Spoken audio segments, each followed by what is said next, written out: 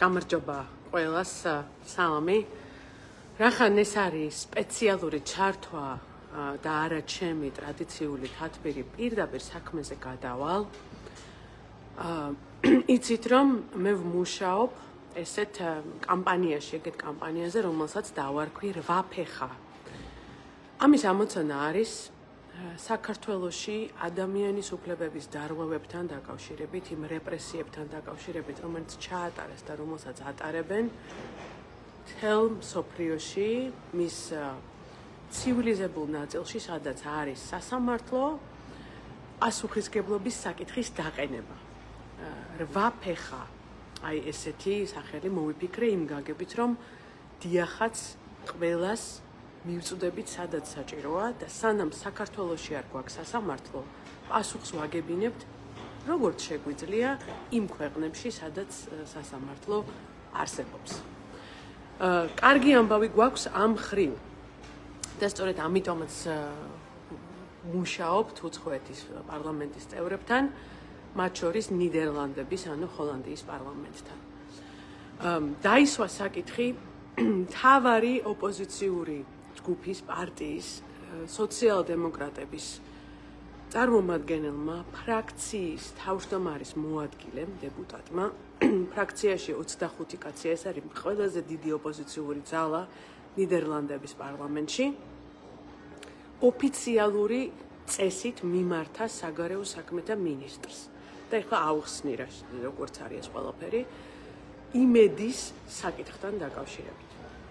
მან მოითხოვა, რომ დასვა კითხვები, პირველი მიუთითა, რომ პროტესტი მიმდინარეობს საქართველოში, გადაცებული იყო არჩევნები, სერიოზული ადამიანის უფლებების დარღვევები, რეპრესიები, სამართლოს წინაშე შეუძლებლობა ადამიანმა თავი დაიცვას, პოლიტპატიმრები. აქედან გამომდინარე, მან იკითხა, ამ ყველაფერს მხარს უჭერს, ამართლებს და იდეოლოგიურად მხარს უმაგრებს ტელეკომპანია იმედი, რომლის დედა კომპანია არის რეგისტრირებული სწორედ ნიდერლანდებში. თქვენ ხო გახსოვთ ჩემი ლაივი, თუ არ გახსოვთ, აქვე ჩავლინკავ ახსნილი როგორ არის იმედი. იმედის მშობელი კომპანია არის ნიდერლანდებში და იმის კიდევ მშობელი კომპანია არის რეგისტრირებული ინგლისში.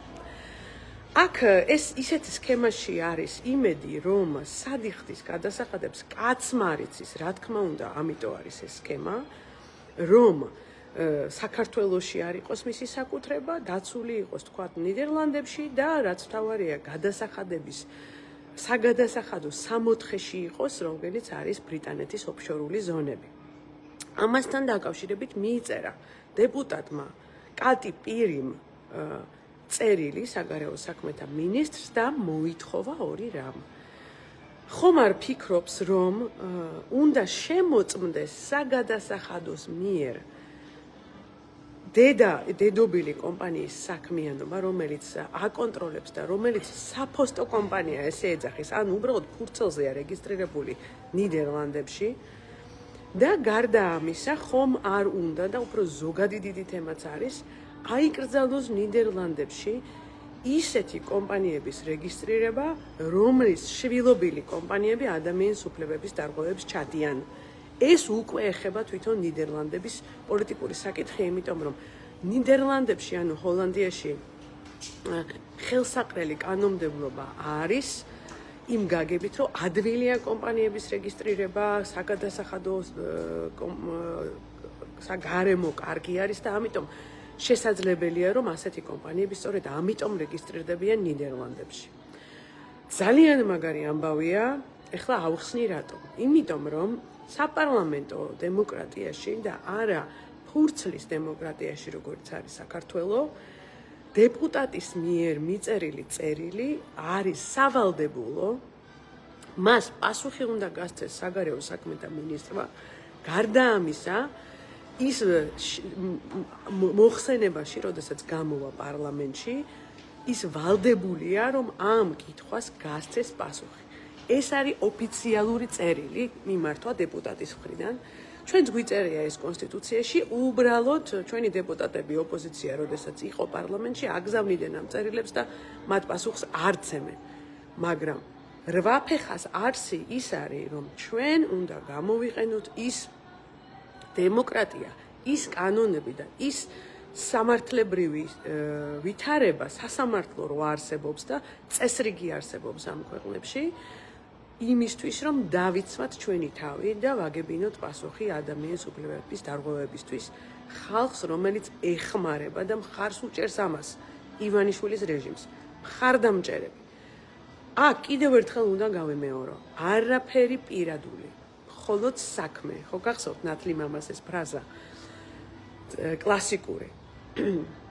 იმედი არის მთავარი მხარდამჭერი იმ რეპრესიების, იმ სისტემის, იმ რუსული ანტიდასავლური განწყობების მანქანაა შესაბამისად მას ის აგებს პასუხს თავიდან ბოლომდე თანამონაწილეობისთვის იმ რეპრესიებში, რა რეპრესიებიც საქართველოში მიმდინარეობს. ძალიან კარგი ამბავია ეს და სწორედ ამიტომ მუშაობთ ჩვენ უცხოეთის დეპუტატებთან. ამაზე პასუხი მოვა, უკვე მორჩა დაყენებულია საკითხი საგადასახადო შემოწმებისა იმედის დედობილი კომპანიის ნიდერლანდებში. გაირკვეს იმ ორგანოებმა, სადაც ვერავინ ვერ ჩააწყობს, ფულს ვერ გადაიხდის, დისკომფორტი მიადგებათ, მოუწევთ იურისტების აყვანა, ძვირიანი იურისტების, ცოტა გაიწეწებიან, გარდა ამისა, დადგეს საკითხი. სად მიდის გადასახადები საერთოდ და შემოსავალი, რომელიც იქმნება მხოლოდ იმიტომ, რომ ჩვენ საქართველოს მოქალაქეებს პრესავენ, ჩვენზე ახდენენ გავლენას, ჩვენ გვმართავენ ავტორიტარულად და ეს საკითხი დაისმევა ნიდერლანდებში და ყველგან, სადაც ჩვენ ამას შევძლებთ. დროებით და დეტალები იქნება, რა თქმა უნდა, კომენტარებში თვითონ წერილიც და დამატებითი ინფორმაციაც. მაგრად